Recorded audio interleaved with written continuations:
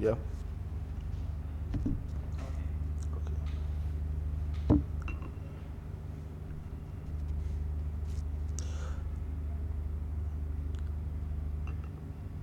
I want to thank the National Association of Northern Nigerian Students, NANNS, for nominating and awarding me with the Excellence of Sir Ahmadu Bello Platinum Award as Icon of Hope and Humanity Services.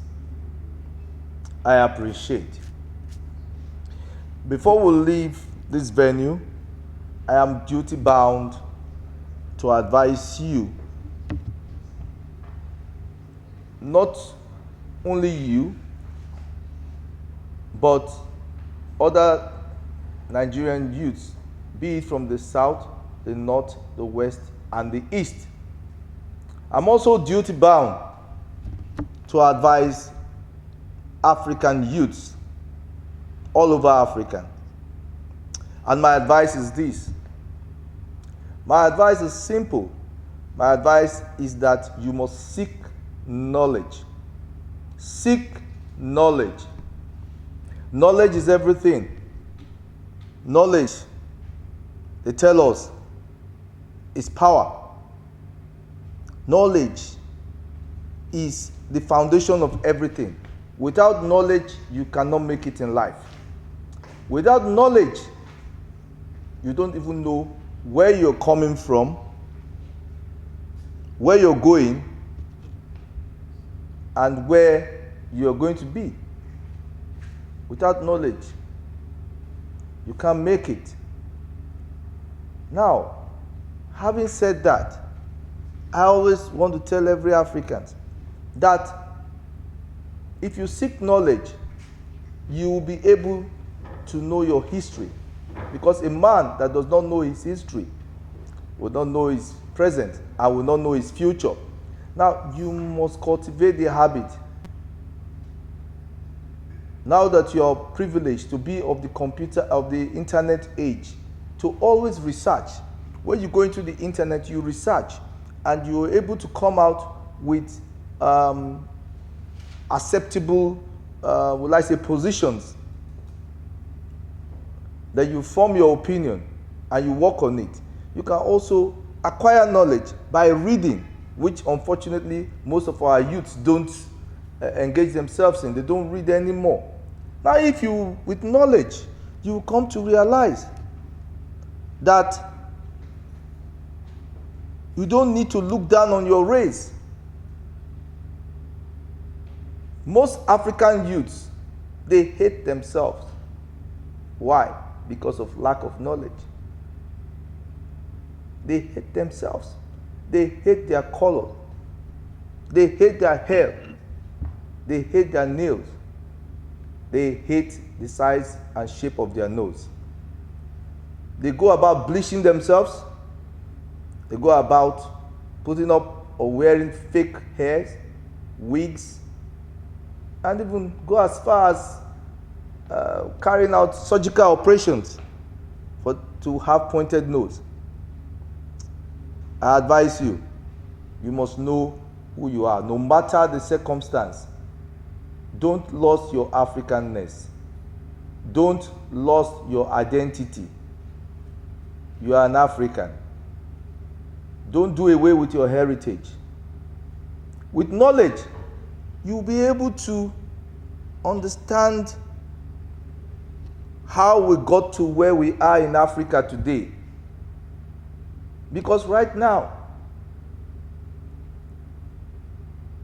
Africa is on a crossroad, and we need the youth to, salvage the situation. The mantle of leadership is already, if you don't know it, the mantle of leadership is already on you. It is only you that can make the necessary change. And the only way you can make this change is through the acquisition of knowledge. With knowledge, you will come to realize that for 400 years, your ancestors were carted away hunted away through the Trans-Saharan slave trade route and the Atlantic Ocean slave trade route. Your ancestors were living in peace with one another. They were trading. We had what we call trade by barter. We even had our currency, cowries and all that, gold. We were intermarrying. We had our government. We had our laws. Those who embraced Islam did. Those who were doing their traditional, they were living side by side, happily, till the slave trade. For 400 years, if any youth don't understand what I'm talking about, that our ancestors, for 400 years, our continent was put on the hold. No progress. So if you find out why we are in this predicament right now, you should understand that it is because the slave trade is one of the major reasons, which is why they have refused to teach you history. They have refused to teach you history so that you will know. 400 years. Our ancestors worked without pay. Our ancestors were taken as personal chattels. So when the slave master is saying, I have 2 cows, I have 10 donkeys, I have 1 dog, I have 1 cat, you say, I have 4 male slaves, 3 male slaves, and 3 children slaves. Just like you can go to your dog and pick 2 or 3 puppies and sell them. That was how the white men treated us. They come and say, look, these children are much. We need to sell 2 or 3 of them. I need to recoup my investment. We're seen as investment. And it is through slave trade that you now have all these big investments abroad that you have to today. Now, with knowledge, if you bother to research, you will discover that after the 400 years came the 200 years of colonization. These same people that you think love you, these same people that you want to be like, and you can never be like them, because when the chips are down, they will deny you. These same people for 200 years colonized us. And what does that mean? All our resources, they took them, they carted them away. For nothing, free, under the guise that they were going to give us good government, civilization, good religion, what have you. So by trick, by hook, by coercion, they took over Africa after balkanization, creating artificial boundaries among brothers. Today, some of us have our brothers in Kano. We have our brothers in Niger. Today, some of us in Calabar have our brothers in Cameroon. Today, some of us have our brothers, our families, who are in Adamawa. They are also in Cameroon. All over the place. In Lagos, some of our brothers are in Benin Republic. This is artificial boundary, which is a problem to us in Africa today. And with knowledge, it is only the youth that can solve this problem. Starting from national level, continental level, and global level. We are looking forward to you people to take over these spheres. We are looking forward to you people to go on and head ECOWAS, go on and head AU, go on and represent us in UN and speak on our behalf. We want you to take over this country, not by violence, but through intelligence that knowledge will bring about. You don't need to be violent to make your point. But then, if you have to take over this country with violence, you need knowledge. Because if you don't have knowledge and you go on to take violence, which of course is not, most times, it's inevitable, then without knowledge, you become a barbarian or a savage. And we don't pray for that. It is knowledge that will continue to lead you. Now, having said that, I will advise him further that the youth should come together. They should involve themselves in politics. If you don't know, like my friend said earlier on today, and which is true, that nature abhors vacuum. Now you have intelligent youths like you, focused. You also have bad youths like you who are being groomed by those people who are milking and grilling us today. Now, if you don't take your rightful place, those people will occupy that space and there's nothing you can do. You will be as useless as us today. I repeat, they are youths who are of negative pursuit and youths with positive pursuit. If the youths with positive pursuit don't occupy their rightful place, those youths with negative pursuit will occupy that space and there's nothing you can do about it. There will be a benchmark like it is today. There's nothing you can do. The Nigerian youth or African youth should put aside religion.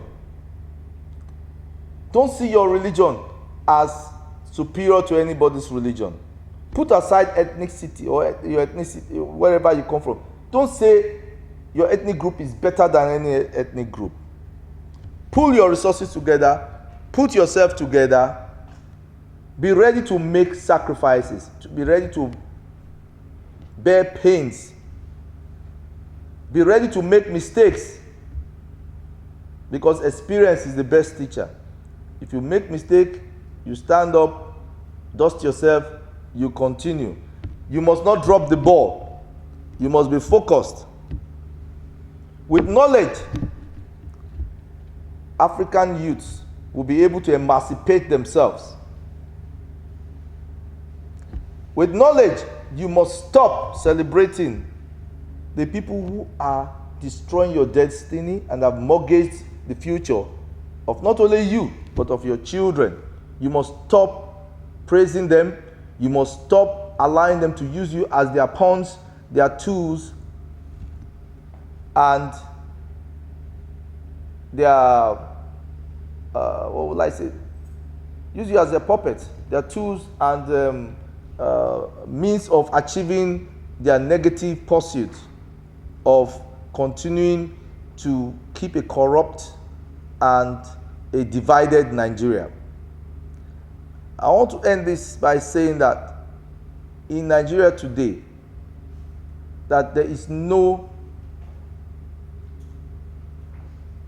as far as I'm concerned, if we want to be honest, there is no northern Nigeria. There is no southern Nigeria.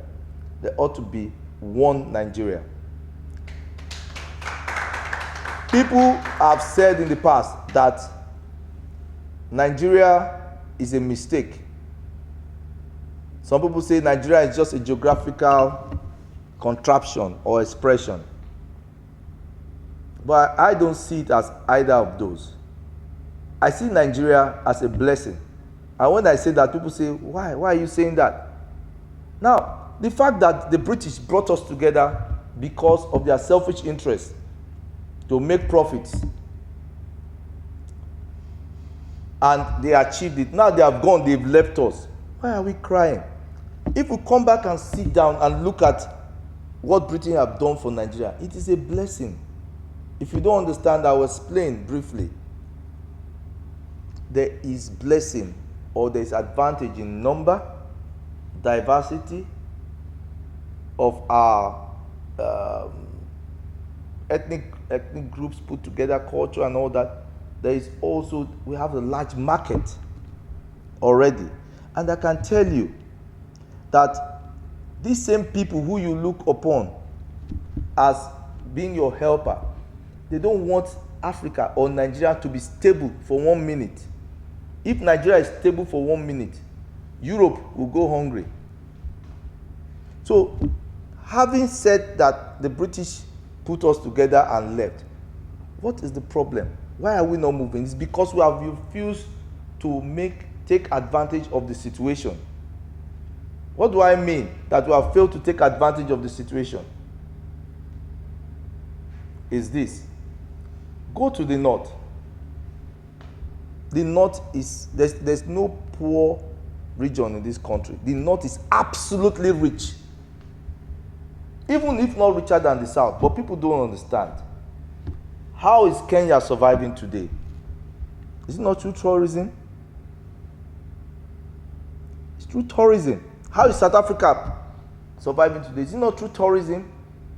In the north, you have more than 5-6 standard international game reserves that are not developed, that is supposed to be earning hard currency for the country. And with autonomy, the north is supposed to control these resources for themselves. Our young men that are being radicalized, maiming and killing people, they could be well employed in these game reserves and be earning dollars as park rangers and all that. Then there will be more hotels, there will be tourism. The north has the potential of tourist attractions. Are we talking about the Zuma Rock? We're talking about Shiruru Dam. We're talking about is it Mabila Plateau or where?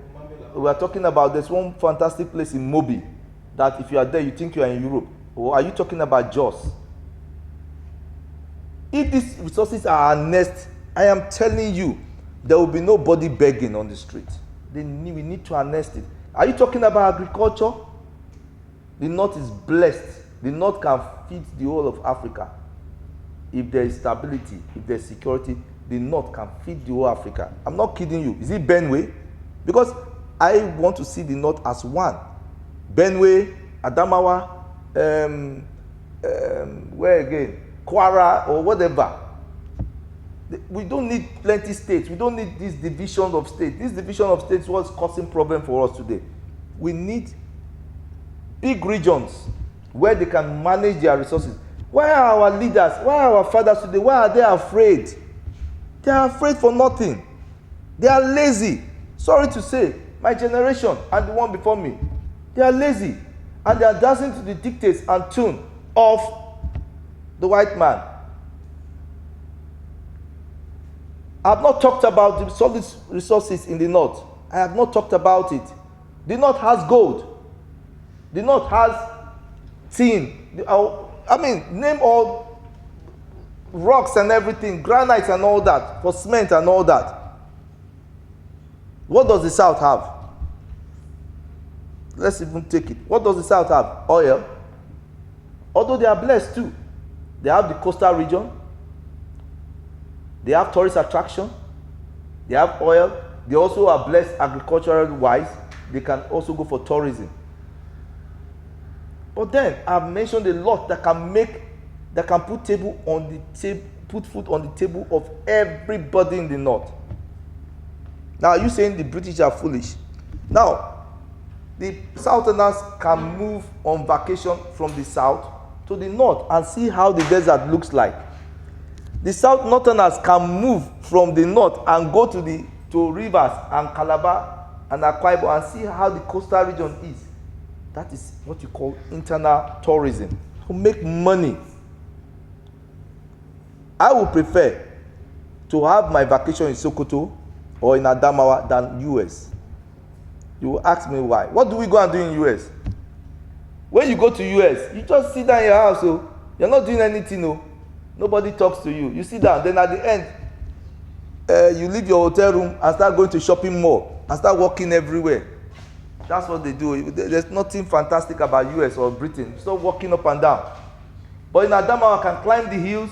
I can sit down and drink burukutu. I can interface with people that I know. My money for air ticket alone is enough to make me a king in any of Nigeria where I will go for tourism. So we have enough.